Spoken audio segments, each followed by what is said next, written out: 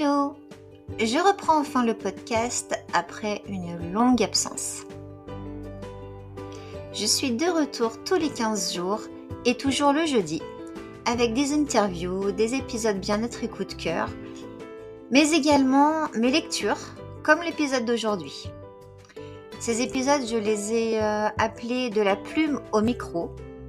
Ils seront un peu plus courts que les autres et je vous donnerai mon avis, mon ressenti sur un des livres que j'ai découvert.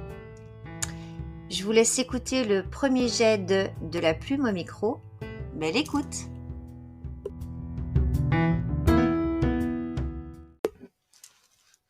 Alors, il faut que vous sachiez que je choisis rarement mes livres avec le 4e de couverture. Soit je les choisis parce que la couverture me plaît, elle me parle, elle a des belles couleurs, le titre m'attire, soit parce que je connais l'auteur et que je lui fais confiance pour le nouvel ouvrage en fait. Et c'est ce qui s'est passé pour le livre dont je vais vous parler aujourd'hui.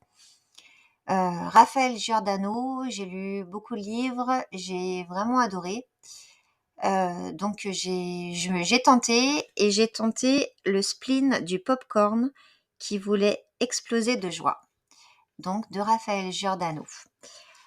Alors dans ces épisodes, je vais vous faire un petit résumé, donc mon résumé à moi. Je vais vous faire une espèce de portrait chinois du livre.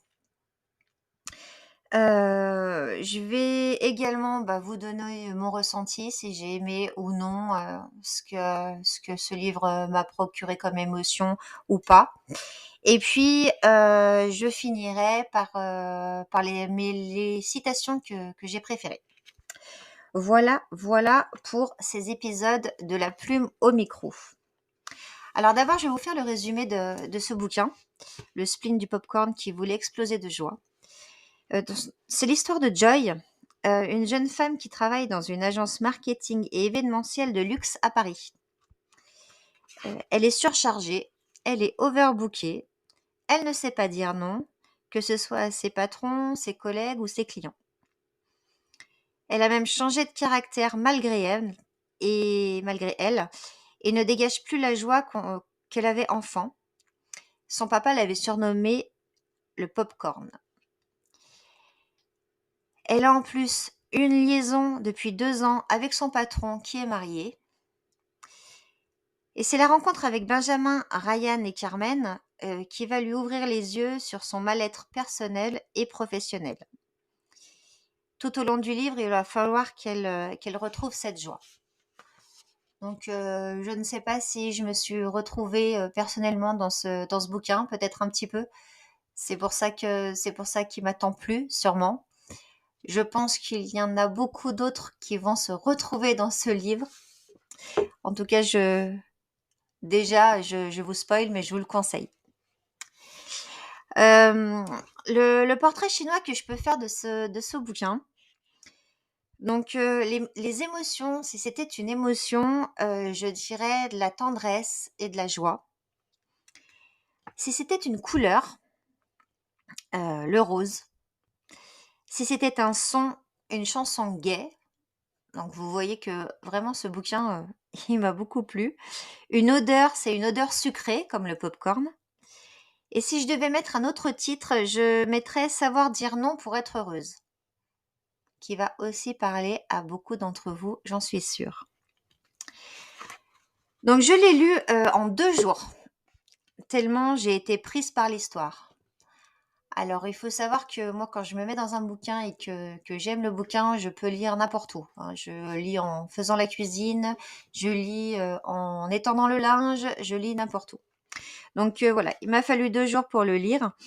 Je me suis reconnue dans des parties de la vie de Joy et ce qu'elle pouvait ressentir. Donc c'est ce que je vous ai dit tout à l'heure, c'est sûrement pour ça que j'ai beaucoup aimé ce bouquin. Il est difficile de sortir de sa zone de confort et de se dire qu'on peut faire un grand changement dans sa vie, même si on sait au fond de nous que c'est pour notre bien-être. Retrouver la joie, s'émerveiller d'un rien, sourire à la vie et prendre les choses avec du recul, comme un hélicoptère qui monterait et on verrait la vie d'en haut. Des fois, c'est vraiment compliqué. Être le reflet de certaines personnes et agir avec elles de la même manière qu'elles agissent avec nous. Ça, j'ai commencé à le comprendre et j'essaye déjà de le faire. Voilà tout ce que j'ai appris et que je vais tenter de mettre en place. Donc voilà, j'ai commencé à mettre en place certaines petites choses que j'ai appris dans ce bouquin.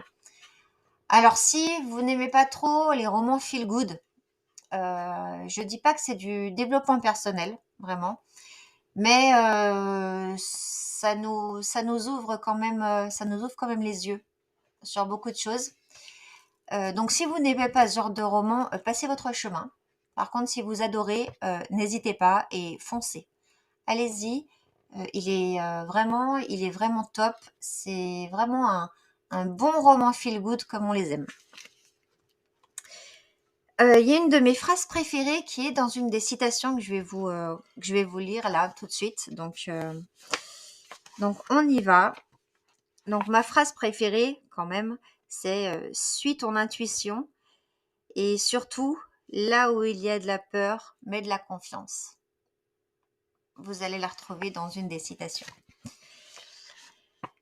La première, il ne fallait pas faire moins pour ses clients, il fallait faire mieux, dessiner un cadre, mettre des bords et poser des limites.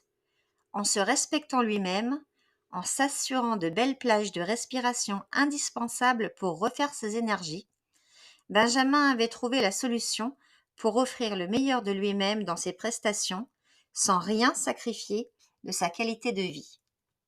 Alors cette citation, je vous la partage avec plaisir et je la partage aussi, un petit clin d'œil à toutes mes petites audacieuses qui vont m'écouter.